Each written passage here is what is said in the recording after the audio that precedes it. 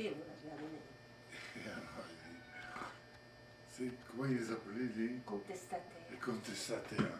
Ça devait être en 68. Et vous parce qu'en appelez 68, toujours les il y avait contestataires. les contestataires. Alors comment vont les contestataires? Toujours. Tu avais Et 2 chaque ans fois et 3 ans. Après, il restait bon, 2-3 mois. Et puis, je le voyais pendant un séjour, sauf s'il y avait, si c'était malade. Vraiment, et là, c'était une visite d'entrée,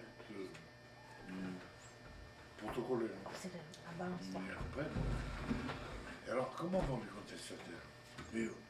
Mais ça durait des années, ça. Oui. Mais ils vous apportaient des bonbons. Chaque fois. Vous Mais apportaient après, des vous étiez à pâtisseries. l'école, plus tard. Comment Et comment il Monsieur s'appelait? Doucet. Alex Doucet. Et c'était où ça? Doucet. Eh bien, eux, ils habitaient à Eugene. Et ils venaient à Cannes en Ah, bah, vacances, des ils gorges étaient de en la retraite, vie. ils étaient en retraite. Tu te rappelles les gorges de la vie Ouais, de Megève à... ouais, je vois. Et vous dites, quand... alors, Docteur, il faut que vous venez me voir quand vous passez, tout ça. Et c'est vrai que plusieurs fois, ils nous ont invités, et puis nous, on passait toujours un coup de vent, et je me suis vous jamais ne arrêté. passez pas, vous ne passez pas, Et non, on passait à côté. Oui. on ne passait pas, on ne passait pas. On passait. Mais quand même. Bon. Et alors lui, c'était un rescapé de la guerre de 14.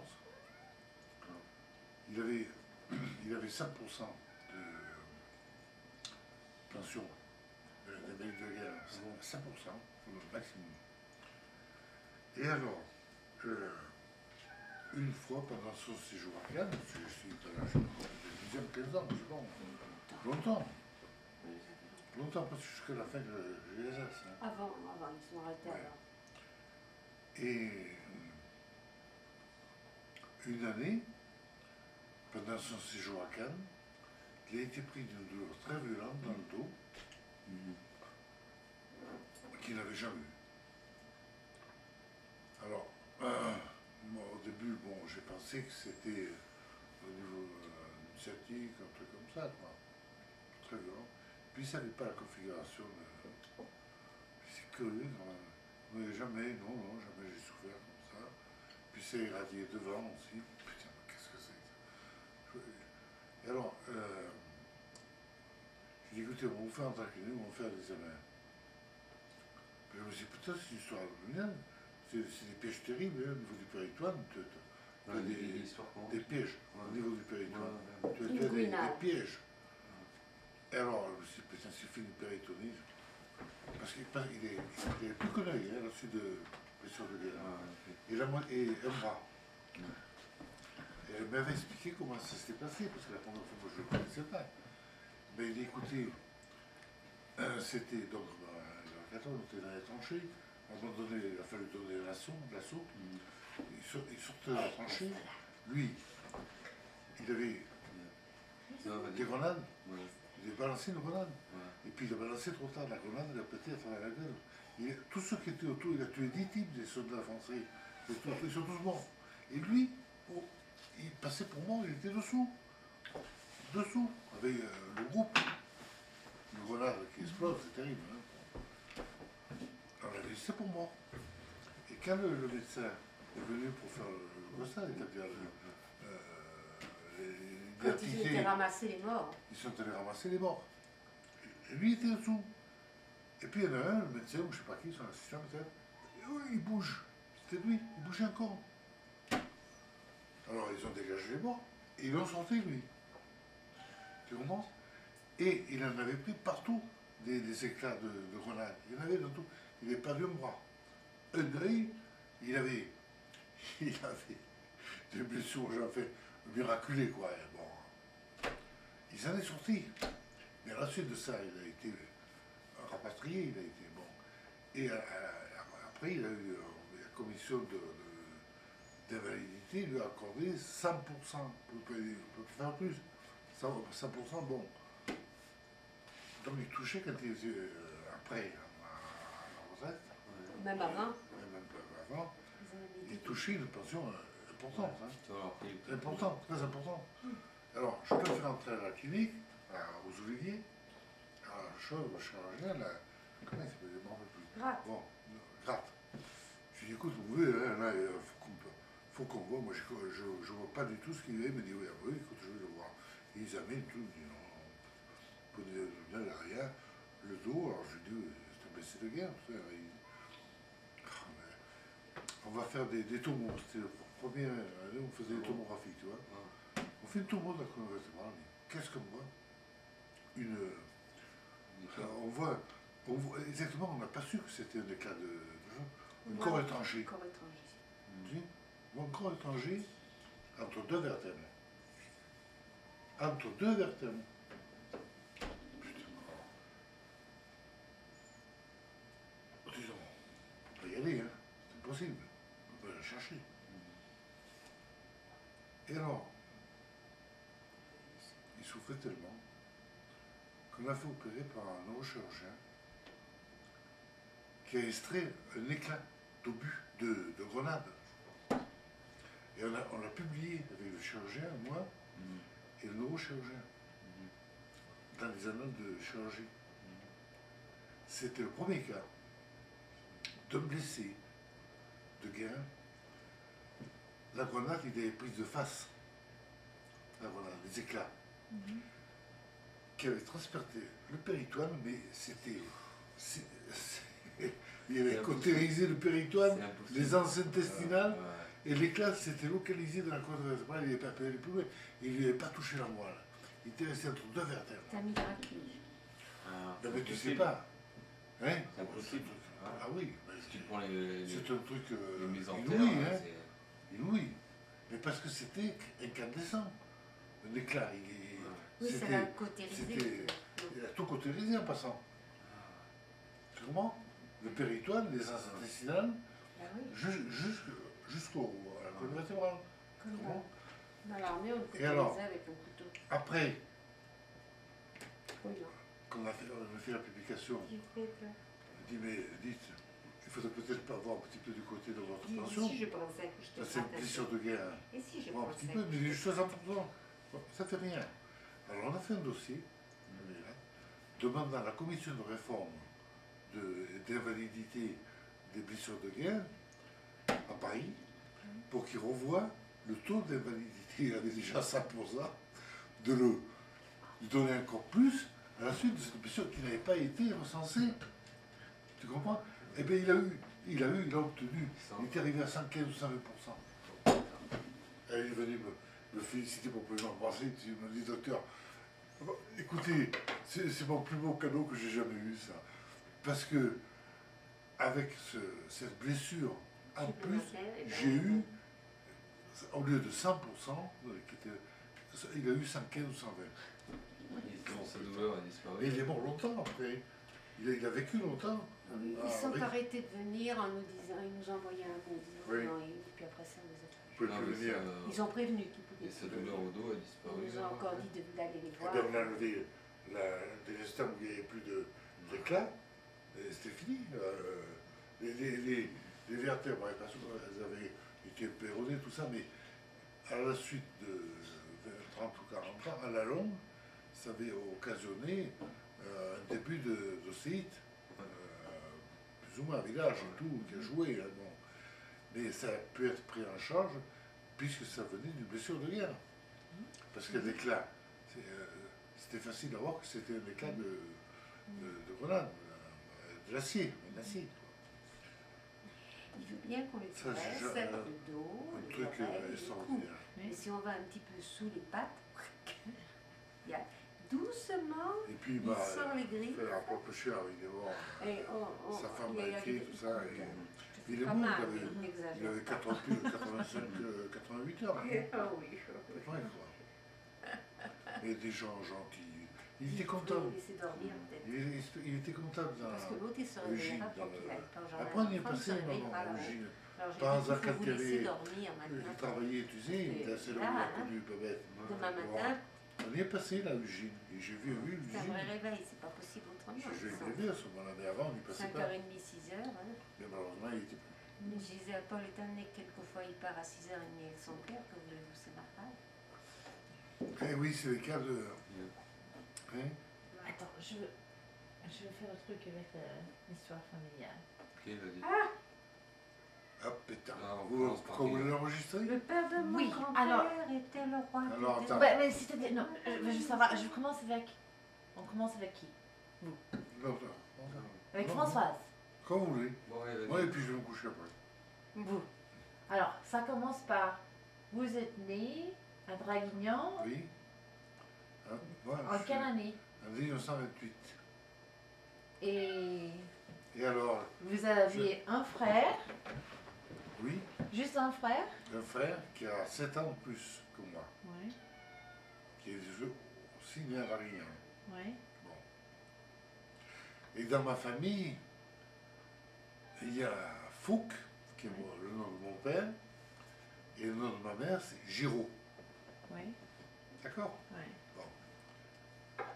Eh bien, mon grand-père du côté de ma mère, Oui. autrement dit le père de maman, Giraud. Et son arrière-grand-père Mhm. était né Giraud. Oui.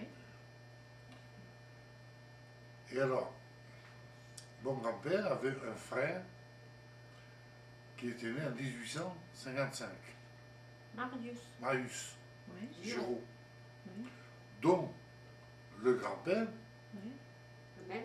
le même que celui de mon grand-père, avait fait la campagne de Napoléon, Ouais. comme grognard, simple soldat, Mhm. grognard de Napoléon.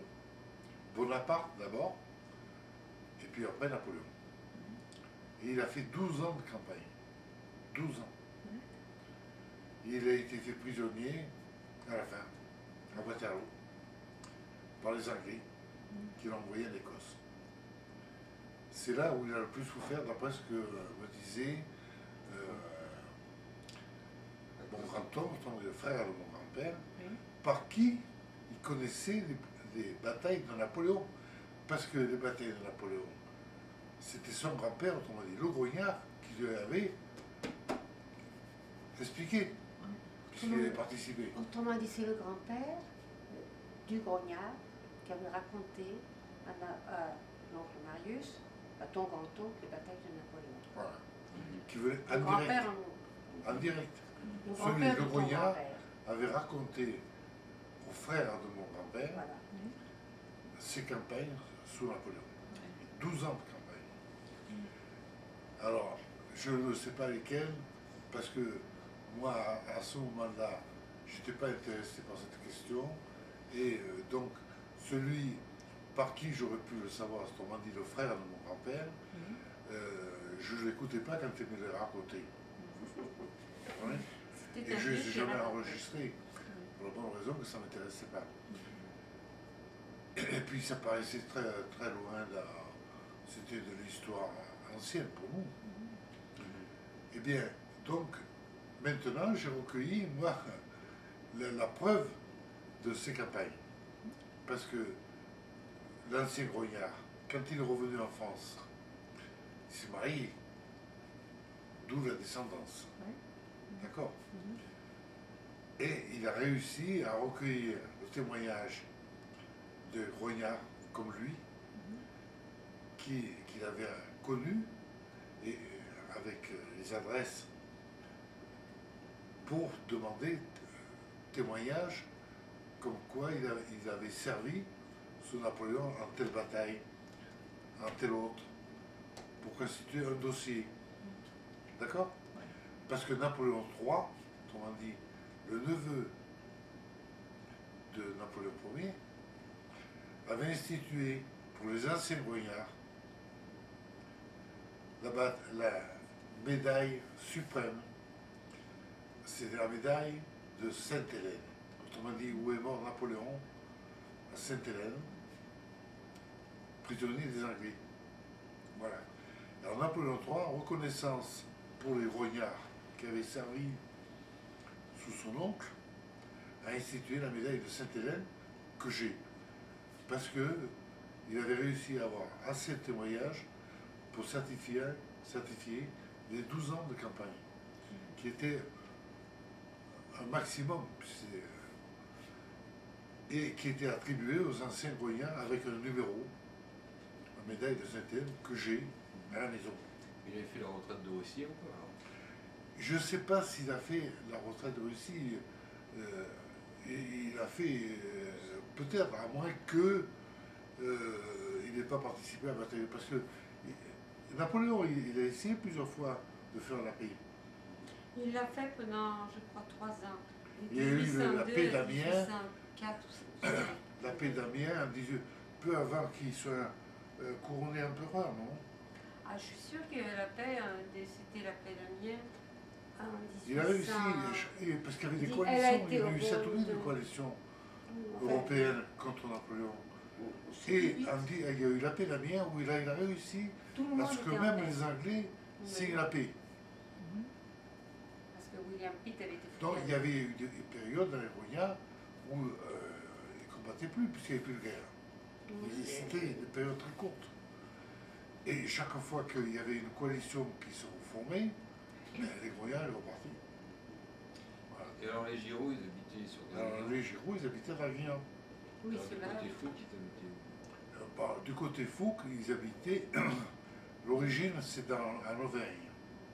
Auvergne? Oui. À la tour d'Auvergne. C'est là où il y a les origines des Fouques qui après sont venus parce que c'était très pauvre à ce moment-là, le Massif central, très pauvre. Alors ils se sont déplacés, ils sont venus dans le Midi. Et là, je ne sais pas Largement. pendant combien de générations, ils se sont restés à Bargemont. Et puis il y en a un qui avait la passion pour la chaussure, qui a commencé Ah à... oui, mais c'est pas un fou. Ah ben non, là c'était le Giraud, Une autre famille Giraud. mais qui n'a aucun rapport avec Avec la Rassennois. famille de ma mère. C'est assez compliqué Parce qu'il y a que... beaucoup de Giraud, de Favre, etc. Et comme en France, il y a des Martins partout. Mon grand-père qui était un Martin disait il y a autant de Martins que d'ânes à la fois. Et alors donc, Bonne expression. à l'origine, donc, Giraud, c'était le nom de naissance de ma grand-mère, qui après avait épousé mon grand-père Fouque. Voilà. Autrement dit, mais c'est tout à fait une autre famille. Mais à l'origine, il venait de la tour d'Auvergne. Et puis jusqu'à ce qu'il y ait ce Giraud qui a monté une fabrique de chaussures de montagne à Bargemont. Et j'ai la carte pour les représentants. Et alors, ce qui m'a amusé, c'est que dernièrement, nous sommes allés à Bargemont, au musée de Bargemont, qui est institué notamment par la comtesse de Villeneuve. Une personne qui s'est mariée avec le comte de Villeneuve, qui était le seigneur de Bargemont. Et dont la gueule, malheureusement, avait fait la bataille de Trafalgar, avec l'issue qu'on connaît, et qui s'est supprimée après le désastre de Trafalgar. Donc ça c'est une parenthèse sur Bargemont. Mais alors, la descendante de Villeneuve, qui actuellement vit à Bargemont, a institué ce musée de Bargemont pour voir un petit peu, faire un historique. Et dans ce musée de Bargemont, j'ai retrouvé la photo où mon aïeul de Bargemont De l'usine, on a la photo de fabriquait des l'usine. chaussures et qui avait plus de 50 employés. À l'époque, c'était énorme. Ils travaillaient. C'était la plus grosse entreprise de chaussures de la région. Mais ils faisaient que les chaussures de montagne à la main, cousues, même. Mais à cette époque-là, on faisait, par exemple, on coupait les chaussures à l'usine, et puis après ça, on envoyait, on donnait, par exemple, 30 paires de chaussures Des cordonniers, à des coudre avirons. à des paysans qui, quand ils avaient fini leurs olives ou leur orge ou leur blé le soir, ou même l'hiver, faisaient les chaussures et les rapportaient. Et puis elles étaient terminées à l'usine. Il fait terminer l'usine. Et alors, comment Alors nous avons vu cette photo quand nous sommes allés visiter le musée il y a quelques mois. Oui, Et tout à fait par hasard. j'indiquais toujours à la maman où était l'usine. Non, pas c'est Parce vrai. que c'est fini, l'usine, il n'y a plus rien. Mais il y a encore les bâtiments. Elle est à la sortie de Bargemont en partant vers la Doue, sur la droite. Et je disais toujours, tu vois, c'était là l'usine. Là, Et cette photo, on l'a retrouvée au musée. C'est un musée tombé. À la suite de la vente de mon aïeul, Giraud, dont j'ai la carte pour les représentants, qui était chargé de la vente des chaussures, et Giraud, Claire, dont je porte le prénom, son Paul Jean Claire. Eh bien, cette photo, elle est maintenant au musée de Bargemont. Mais il n'y avait pas des boulangers dans votre famille? Alors après, oui, ça, alors Tous les donc, fous. là nous sommes dans la branche Giraud, de l'autre côté de ma grand-mère. Giraud Bargemont. Giraud Bargemont. Ouais. Mais alors, ma grand-mère, Giraud, née Giraud, a épousé un monsieur Fouque, qui lui était boulanger Ah, À Bargemont. à Bargemont, Était le fils d'un boulanger de Bargemont. et qui était le fils d'un boulanger de Bargemont. Donc là, c'est la branche des boulangers. Et c'était alors votre grand-père? Oui, qui était boulanger à Bargemont. Et qui est descendu. Et qui est Et qui parti. est descendu après à Vraguignan. Il a cédé à Son petit frère. son petit frère, Marius. Alors, ton grand-père a eu 2 fils. Et alors mon grand-père a eu papa, Comment ça s'appelait? il s'appelait... Mais d'abord j'aurais dû parler de son frère aîné, Ben qui oui, était Joseph. je disais rien, mais il y a eu Joseph Fouque, qui était l'aîné de 8 ans de mon père. Oui, c'est-à-dire votre oncle. C'était Oui. mon oncle, Oui. le père de Georges. pour toi, ça te dit quelque chose, Georges Fouque. Georges Fouque était soigné, il était opéré, je crois. Bon. Non, il n'y a pas Qui n'a pas été très connu à Cannes. Et puis alors, donc, le petit frère qui était papa. Hein? Qui s'appelait Louis. Louis. Oui, c'est ça. Lui, c'était Louis Fouque. Et on a le truc avec le vélo Voilà. là-bas. Oui, ouais, il faisait des courses de Mon vélo. grand-père. Voilà. Ok. Pour s'amuser, il faisait des courses de vélo. Ouais. C'est Oui. ton grand-père, Ben, c'est directement. Ah, je le vois. grand-père de Guillaume. Mais et lui, il faisait quoi comme Alors métier? lui, d'abord, il a fait la guerre. Oui. Il était né en 94. Qui Louis. Donc il avait 20 ans à la déclaration de la guerre de 14. Il est parti, oui, il est parti à la guerre, Première guerre mondiale. 4 ans. Il a fait longtemps, il est parti à Salonique. Attends, mais Macédoine. il est né en quelle année? Et 94, Ah, ok. 1894. Et son frère Joseph Tine. était né 8 ans avant. Tine. Votre il est- père est né en 1900. 1894. Et Tine a été fort. Ah, ok, je pense que. Ok. Et son frère est né 8 ans avant. Je sais qu'on dit. Ils sont partis tous les deux à la guerre. Et alors, le frère aîné est parti dans les fantassins, il a été blessé et rapatrié après en France. Et il a pris la suite après de Claire Giraud, qui était le frère de ma grand-mère, le père de ma grand-mère, Claire. C'était son père. Qui, que, quoi? Claire Giraud, c'était le père de Marine Fouque. Attends, l'oncle Joseph a pris la suite de Claire Giraud. À Grasse. C'est parce qu'il y a- Amable, il a pris la suite d'Amable. Non, ah non, Amable, c'était le frère Ben. de grand-mère Giraud. Et bien justement, Joseph a repris la suite à grâce de Amable Giraud, frère de... Ah oui, qui était représentant Je le connais de mieux. l'usine qu'avait fondé son, Oui. Et il faisait le commerce de cuir à Grasse. il faisait à ce moment-là le commerce Commerce de de cuir. cuir à Grasse. Voilà. C'est donc ma Au grand-mère, frère de ma grand-mère Fouque Né Giraud. Né Giraud C'est très compliqué. avait un frère amable, Oui. Célibataire. célibataire, Oui. qui s'était installé à Grasse pour la diffusion des cuirs et des chaussures qu'avait fondé, l'usine qu'avait fondé le papa de ma grand-mère, Leur père. Claire, qui s'appelait Claire. Et Claire Giraud, dont je porte le prénom. Oui. Ah, Et alors le frère de Marine Fouque, c'était Et Amable. le frère de ma grand-mère Fouque, né Giraud, c'était Amable. Et alors, comme il avait été réformé à la suite de sa blessure à la guerre, Le frère de Joseph, ton père. le frère de papa, il avait pris la suite de Amable À à Grasse. Grasse pour faire continuer la commercialisation des cuillères. Joseph? Joseph, le père de Georges Fouque, cousin.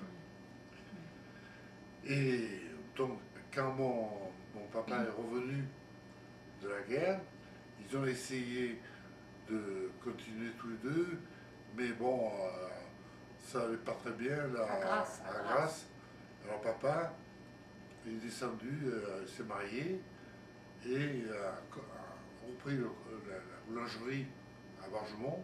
Non, Et oui, il a été boulanger. mais à Papa. Draguignan. Les deux formations, il était boulanger. Tu as dit qu'il a repris la boulangerie à Vergemont. Il a repris la boulangerie de ton père à Draguignan, ton père. Pas de mon père. De ton grand-père. Ah, De ton grand-père. Oui, mais toi, tu me parles de Vergemont. Ah oui. Tu me la chose compliquée, ce qui complique un peu, c'est que papa a changé de profession. Après. De formation, il était boulanger. Ouais. Il a repris la boulangerie. Et au bout de alors, environ 4 ans, il en a eu marre. c'était vachement dur, il fallait faire le pain à le pétrin qui était à Draguignan. Oui, oui. Attends, ton grand-père avait une boulangerie à Bargemont. Non, à Oui, Draguignan. oui, attends, il y avait une Bargemont. boulangerie quand il Alors, était jeune Ah, homme. ok, alors après, il s'est transféré à Draguignan. Bien. Voilà. Mon grand-père, Et ton. en 1900, est descendu, mon grand-père Fouque, Ah, ok. il est descendu à Draguignan pour. Prendre Il avait une cédé sa boulangerie à son frère, à son frère, petit. Marius, Ah, qui était à Bargemont, qui est mort à Bargemont. Et donc il est descendu à Bargemont, à Draguignan. Draguignan. Et à Draguignan, il a acheté une boulangerie. Ah, Il s'est marié, il a acheté une boulangerie. Seulement, avec maman, il ne souriait jamais. Parce que lui, il faisait le pain la nuit, là, tu parles de ton père. papa. Ah oui, c'est le Oui, métier de puisque boulanger. mon grand-père, quand il est descendu à Bargemont, à Draguignan, il a exercé très peu de temps. Il a acheté le plan en 1900, Ouais. à la suite de la vente de la boulangerie, Non, dont il a acheté, il est revenu avec un pécule quand même de Bargemont. mais avec la vente de l'usine de son beau-père. Aussi. La boulangerie, il n'a pas vendu. Autrement dit, il a réuni des fonds. Ouais, ouais. Avec ces fonds, il a C'est la racheté vente une de boulangerie l'usine de son beau-père. à Draguignan et il a racheté le plan. Voilà. Voilà l'origine C'est de avec la vente la de propriété l'usine. du plan. C'est le grand-père qui l'a racheté. C'est pour ça que ils se sont trompés quand ils ont fait les dossiers à l'Europe, il a fallu faire tous les dossiers. Et ils ont mis que c'était moi qui avais acheté le plan. Alors, il y avait Alors quelque chose qu'ils ne connaissaient pas. En l'an 2000, En 28, vous avez alors que acheté, la propriété était 1900. vous Alors là, avez il avait acheté, fait ils ont écrit à une Paul, vous avez acheté cette propriété en 1900, c'était pour l'an 2000. J'étais 28 ans après. Moi.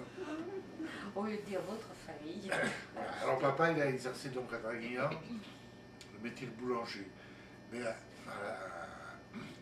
il s'est marié et quand il est avec maman, au bout de quelques années, bon, ils ont dit c'est plus possible. Papa, il pétrissait parce qu'on pétrissait à la main. Le pain, c'était à la main, il n'y avait pas de machine. Hein. Alors toute la nuit, il pétrissait. Et à 5 h le matin, tout était prêt. Il est monté se coucher et maman assurait la vente. Ah, Et oui, parce que les trains du Sud, la compagnie du Sud qui faisait de Draguignan une gare de triage entre les trains qui partaient vers Nice d'un côté et vers Méragles, on dit vers Aix de l'autre côté. Un partait à 6 h du matin et l'autre à 6 h 30. Alors il fallait que tout soit prêt, pour ça que mon papa, à 5 h, 5 h 30, le pain était fait. Les croissants, les brioches et tout. Et à 8 h, parce que tout était parti. Parce qu'il y avait toute une infrastructure des chemins de fer de Provence. Et oui, il n'y avait pas très peu de boulangers, c'était un ou deux. Hein. Bon. Et pratiquement à 9 h, c'était fini. Tout était vendu. Alors donc, ils avaient une vie un peu à contresens pour des jeunes mariés. Hein, bon. Alors, quand papa a pu céder la boulangerie, il a remonté un commerce de chaussures. Ben oui, il était né dans les cuirs, Oui. bon, voilà. Il avait été. Et alors la chaussure, ça a continué après la disparition de papa avec Claude. Oui. C'est le magasin qui existe aujourd'hui? Oui. Voilà. Il a été transformé. Il a été transformé parce qu'on faisait la fabrication de chaussures, Derrière. il y avait le commerce et on faisait la vente. Et puis quand papa est mort, bon, Claude a continué, mais très peu de temps parce que c'est très difficile, délicat, et puis il y a eu la concurrence. C'est surtout ça, il y avait la concurrence. La concurrence des Italiens qui sont formidables pour les cuirs. Et puis alors après, il y a eu la concurrence internationale. En plus des Italiens, il y a eu la concurrence sur les peaux qui venaient d'Afrique et du Nord notamment. Beaucoup moins cher parce que les cuirs étaient tannés à Barjol et à Belgency. Il y avait de très grosses tanneries de cuir. Vous savez, quand ils abattent les bêtes, bon, il faut après tanner les peaux. Et dans le midi, c'était les cuirs pour les semelles. C'était pas les cuirs pour les tiges. Autrement dit, la chaussure monte en dehors de la semelle. Autrement dit, la partie haute de la chaussure, la partie noble. Et alors, il y avait toute cette infrastructure dans la région, à Barjol. Il y avait 4 ou 5 usines à Barjol, très importantes, qui étaient donc à 30 km de Guingamp. Et puis une autre à Belgency, dont les cuirs étaient encore plus lents. Il y avait 4 ans au minimum de tannerie. Autrement dit, dès l'instant où la bête dépecée arrivait à la tannerie, il fallait 4 ans de tannage. Pour le tannage. Ah, 4 ans. Dans des fosses énormes. Pour que les cuirs. Ça sent mauvais. Ça Ça sent mauvais. ça sent très mauvais. Tu te rappelles pas à Groyer comme ça sentait Tu ne te mauvais? rappelles pas, oui. Quand nous sommes allés à Groyer. Ça sentait mauvais. Et bien voilà. Ouais, c'est ça. Barjol et Belgency, c'était pareil. C'est pareil. Et alors, il y avait tout un. C'était un métier de la région, les cuirs. Vous voyez, qui a disparu actuellement, c'est fini ça. Et dans le magasin de chaussures, c'était pour hommes et femmes? Non, enfin. Non, Le magasin de chaussures, oui. Ah, oui, mais, Moi, une femme et mais enfant. L'usine, la c'était fabrique enfant. d'usine, c'était pour les enfants. L'usine, c'était juste C'était enfant. la- Eux, ils ont eu leurs chaussures sur Ils mesure. travaillaient pour Bali, Non, pas toi. Toi, tu Bailly pouvais et- mettre n'importe quelle chaussure. mais C'est c'est Edouard la qui a chaussure de le pied luxe. très large. pour enfants. Edouard a le pied très large et a le pied paquet, comme on appelle ça. Je vais demander, la boulangerie, elle se trouvait où dans... Eh bien, elle se trouvait, Claude était né à la boulangerie, mon Oui, frère. attends, elle se trouvait où? À côté À côté du magasin où actuel. maintenant il y a les chaussures, à 20 mètres. Ah, alors, boulevard Clémenceau. J'ai une photo d'ailleurs prise devant la boulangerie. Oui. Et vous êtes né là-bas aussi? Moi je suis né, non, je suis né où il y Au-dessus. a le commerce de chaussures. Sur- Ah, ok, ça va c'est compter. ça, Voilà, à côté. je suis né là. Il y a une chose voilà. qui peut intéresser les enfants, Paul, c'est que ton grand-père avait plusieurs frères, donc ne parle pas de tous. Il y en a un qui a épousé, qui est devenu boulanger, et qui a épousé la fille du maire de Clavier. Ah oui, ça c'est vrai. Voilà l'origine de Clavier. Clavier, oui. Parce Et qu'ils ils ont eu étaient, des enfants, sont partis. ils étaient à 4 Marseille. frères. On parle de 4 qui, là? frères. Du côté de mon grand-père Fouque. Oui. Ils étaient 4 frères. Donc, comme on a dit, mon grand-père Fouque a cédé, quand il a quitté Bargemont, la boulangerie à son frère, Au plus jeune, au plus jeune, Marius. ses frères, Marius. Il avait un frère Il y avait un autre frère, Baptistin. qui est parti à Marseille. Baptistin, qui lui avait fait des études de pharmacie. Il était à Marseille. Qui était à Marseille, et qui a entraîné avec lui son frère Louis, Louis, qui était le parrain de papa, à Marseille, pour fonder une boulangerie. Et il y avait une boulangerie, pâtisserie, qui marchait bien d'ailleurs, c'est comme ça qu'on a retrouvé du thé à Clavier. Du thé, tu te rends compte, du thé à Clavier. Maman, quand elle a trouvé du thé, elle a dit, mais qu'est-ce que c'est ça? On ne connaissait pas nous, du thé. Seulement lui, avec les gâteaux à Marseille, Blue Rabaille, qui est une belle avenue de Marseille, Blue Rabaille. Eh bien, il faisait le thé, à 4-5 heures, il y avait des personnes qui venaient prendre le thé pour profiter des gâteaux que faisait Parius. Non, Louis. C'était Louis. Louis qui avait épousé la fille du maire de Clavier. Ah. Malheureusement, il y avait 2 filles qui sont mortes pendant la guerre de 14. Une avant, l'autre après. Et la maman, elle est morte quelques années après. Il s'est retrouvé tout seul. Et c'est comme ça qu'il est venu à Raguin. Il est venu venir 6 jours chez mes parents. Possédé la maison de Clavier. Il nous avait laissé la maison de Ses Clavier. propriétés de Clavier. Toutes les propriétés.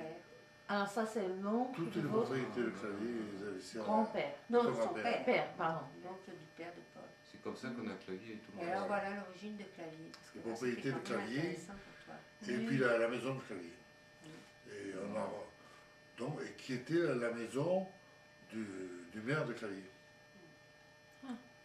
Donc il avait épousé la fille. Sénéquier, non?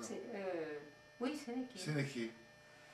Le maire, et d'ailleurs, Sénéquier était maire de Clavier pendant 5 ans, avant 1905, je crois. Ouais. Donc la maison de Clavier, à peu près, quel âge? C'est une maison de famille. Oui, je ne sais pas depuis combien de temps elle était chez les Sénéquiers, mais c'est une maison qui, à mon avis, a bien 400 ou 500 ans. Ouais. Bah, regarde le village. Eh oui, c'était la Et secteur. tu regardes la largeur du mur. Secteur des fortifications. Ouais. Et les murs, il faut 50 cm. Peut-être plus. Peut-être plus. C'était la muraille de Clavier, ça faisait partie. C'est les villages ils se défendaient, hein. Ouais. Et puis bon, Alors, elle était les murs d'enceinte qui formaient les maisons individuelles, ils avaient 50 cm, facile de pierre, hein. C'est des pierres, hein. Clavier, et ils sont comme ça. Les murs, ils sont comme énormes. ça. Hein. Ah oui. Oui, à peu près comme ça, 2 fois ça. Alors les appartements sur le Boulevard Clémenceau et Boulevard Fauche, vous les avez... ils viennent Ah, ça, c'est autre chose. C'est Ton ton grand-père. père. C'est, oui. Je vois que le Clémenceau, c'est. Au début de la guerre. C'était. Ben oui, puisque. Oui. Puisque d'abord, ils étaient à la boulangerie à côté. Claude, il est né à la boulangerie. Oui, attends, boulevard Clémenceau, ils ont... Et papa, d'abord, était locataire. Oui, Et c'est madame Sorin, qui lui a qui vendu était propriétaire, qui l'a vendu à papa. Parce que, bon. après ta naissance. Après ma naissance, parce que, bon, elle était amoureuse de moi. Elle ne me voyait que moi. Ils n'avaient pas eu d'enfants. Et ils tenaient à ce que la maison revienne Dans la famille. à la famille. J'ai une question. Alors, votre père s'appelait Georges. Non, mon père, c'était Louis. Louis. Oui. Et quel était le prénom de votre mère? Antonia. Et alors voilà, c'est ce que j'allais Antonia. dire. Parle un peu de la branche de ta maman. Parce Ah, qu'il mais y a la branche quelque chose avant, c'est la d'intéressant. branche du Goya, Du Gruen. Oui. Giraud. Oui. Mais c'est Oui. une autre, Giraud. Alors C'est là, pas la même origine. je pense que tu peux dire juste un petit peu, parce que alors là, chez Giraud, il y en a encore pour 1 heure. Ah, ouais, ah, Et déjà, mais il y a une branche qui peut intéresser Guillaume, l'amusé, c'est de savoir que ta maman est originaire de Calas, Ah bon. ah oui. de par Et son Antonia. père et sa mère à Calas. Ils étaient à Calas, En face de l'Angleterre? Calas. Calas. À entre Calas, Bargemont et à Draguignan. Bargemont. Oh, Pas je pense à Calais. Calais. Calas. Calas. Calas. Qu'elle est née, elle aussi, Antonia À Draguignan. Giraud, Oui, des Giraud. comme sa belle-mère, sans être de la même famille. Bon. Qu'elle est née à Calas et qu'elle a vécu son enfance à Calas. Qui est grand-mère. Oui, Ta c'est grand-mère, sa grand-mère qui l'élevait, voilà. parce que sa mère travaillait à Draguignan. Elle faisait Et des alors, chapeaux. sa mère, Elle et faisait des la chapeaux. mère de ta grand-mère, Fouque, était une, Les Ricords. voilà, une Ricord Mhm. qui avait un frère, qui a eu une fille, c'est difficile, tu as connu Anna, voilà. Ah, C'est pour ça que vous voulez qu'on donc j'ai conservé un appartement. Voilà, pour que Donc tu j'ai conservé un retrouves, appartement. tu retrouves Anna. Anna. Anna, c'est une cousine de ma belle-mère, Qui était gentille. qui ne s'est jamais mariée, la pauvre. Et que les Qui était enfants couturière. ont tous connue. Ah oui. Elle venait même, elle est venue à... Elle était couturière, elle faisait des robes. Elle est venue à Cannes avec Ouais. ma belle-mère. Ça lui est arrivé de venir avec ma Ah oui, belle-mère à quand elle a Cannes. pris sa retraite, elle venait à Cannes, oui. Avec ma belle-mère, toutes les deux, elles venaient, elles couchaient en bas, dans la chambre de papa et maman, dans la Alors, chambre de ma grand-mère avait un frère qui s'appelait Janet, Oui. Et une cousine. et Janet. Et puis, Oui. Alors voilà, maintenant tu prends la branche qui est mais là, oui, Géo. ben, là, le Et- frère de maman, Jeannette, c'était Jeannet, mon parrain, le cuisinier. Cuisinier. le cuisinier. Il a eu deux filles. Et puis, qui a eu 2 enfants, Jojo, l'instituteur, qui était le parrain de Qui est Qui le parrain, était le qui est le parrain. parrain d'Édouard. Édouard, Ouais. le parrain d'Édouard, Et ouais. Suzanne, Et Suzanne, la cousine de Germaine, qui a épousé Pierre Arata, voilà.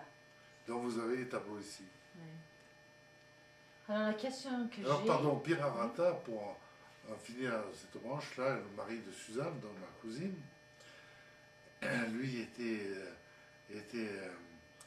architecte de marine. Il a fait toute sa carrière dans la marine au niveau des arsenaux, notamment. Et il a fini à Toulon. Et puis bon, quand il a pris sa retraite, il s'est donné à la peinture, donc vous avez quelques exemples. Hein. Mais il a toujours peint Il a depuis toujours l'âge peint. de 10 ans. Et quand il était en activité, Il peignait. il peignait toujours. Du Il moment a où fait, il était en Afrique noire, il a fait des tas de. Oui, il a fait des tas d'aquarelles là-bas, les partout, en Sénégal, il était allé en Côte d'Ivoire. Il a fini Il a fini à Tunis, à Bizerte, en Tunisie. Il a fait l'Arsenal, il a participé, comme architecte. comme à la base sous-marine de Bizerte. en Tunisie. Mais après, nous sommes partis de l'indépendance de la Tunisie. On a laissé la base de sous-marin à Bizerte et le port. Alors voilà, du côté de maman, ça va assez vite puisqu'ils étaient que 2. Jeannet, mon parrain, cuisinier mérite, il a travaillé dans les palaces à Cannes, notamment. Sa femme était lingère, C'était quoi? Mado, lingère. Lingère, c'est elle s'occupait du linge, Oui. des hôtels, Des hôtels. des palaces. Il travaillait, il était maître saucier, lui. Parce qu'il y a des brigades dans les palaces, il y a les rôtisseurs notamment, et puis il y a, entre autres, il y a les maîtres sauciers qui font les sauces uniquement. Et lui, il était maître saucier. Et il y en a qui font la pâtisserie, Puis il y en a d'autres qui font la croissants. pâtisserie, les croissants. le taf, Ton Cantarelle. plutôt connu Cantarelle, il avait Vito Martinez à Cannes. comme Comme boulanger-pâtissier. Ah bon? ouais, Oui, pâtissier, il a fait sa formation là-bas. il était à Martinez. Avant de C'est s'installer. pour il ça a qu'il fait faisait sa payer les formation. poissons, tu penses. Meilleur croissant de Cannes. Et puis Jeannet, il avait travaillé aussi comme à Contrexéville, comme Il faisait des comme, extras. il faisait Les saisons. Les saisons. À Vichy aussi. Mais à ce moment-là, Cannes, c'était l'hiver, c'était pas l'été. À l'été, il n'y avait pas de saison. Alors lui, à Vichy, par exemple, c'était l'été. Et à Cannes, c'était l'hiver. L'hiver, c'est la saison d'hiver à Cannes. Cannes et Vichy. Et l'été, Cannes, c'était inconnu. Hein. On faisait trop chaud, on ne venait pas à Cannes. Voilà. Et en parlant de Cannes, la question que j'ai, peut-être pour demain, pour changer l'autre côté, Je c'est crois. comment est-ce que vous êtes quitté Draguignan pour habiter tous les deux à Cannes? Alors là, on va faire juste un petit mot parce qu'on Oui. continuera demain. Paul a été interne à Cannes, Oui, c'est ça. à l'hôpital de Cannes. Oui. Et il aimait beaucoup Cannes. Draguignan, il aimait bien, mais enfin, Draguignan, c'est pas le Draguignan maintenant. Et il trouvait qu'une ville plus grande, plus moderne, ce serait Ouais. pas si mal. Ouais. Bon, il m'a connu. Et moi, Draguignan ne chantait pas. Et de toute ma vie, j'avais entendu parler, d'ailleurs j'avais été une fois en passant, en 1956, à Cannes, car j'ai une branche de ma famille qui était à Cannes. À demain soir. Ok. Mais